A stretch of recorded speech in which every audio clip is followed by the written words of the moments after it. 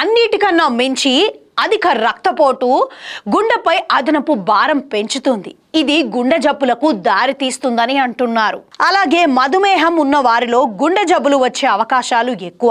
శరీరంలో అధిక కొలెస్ట్రాల్ స్థాయిలు గుండె జబ్బులకు దారి తీస్తాయి. ఇవన్నీ కాకుండా వంశపారంపర్యంగా గుండె జబ్బులు వచ్చే అవకాశం కూడా ఉంది. ఒకసారి మనిషి శరీరంలో గుండె ఎలా పనిచేస్తుందో చూద్దామా? గుండె మానవ శరీరంలో అత్యంత కష్టపడి పనిచేసే కండరాల్లో ఒకటి.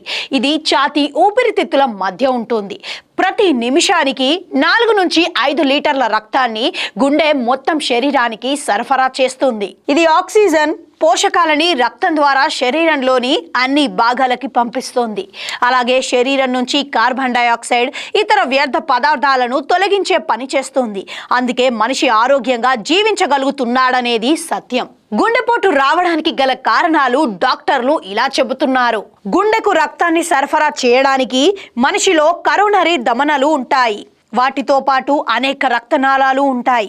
ఈ కరోనరీ ధమని గోడల లోపల కొవ్వు ఏర్పడితే అక్కడ రక్త ప్రవాహానికి ఆటంకం ఏర్పడుతుంది. దీనివల్ల గుండెకు తగినంత రక్తం లభించదు. ఇది గుండె జబ్బులకు దారితీస్తోంది. రోజుకి 8 లీటర్లు నీళ్లు తాగడం వల్ల గుండె పంపింగ్ సులువు అవుతుందని అంటున్నారు. అది తన పని సులువుగా చేసుకోగలుగుతుందని చెబుతున్నారు.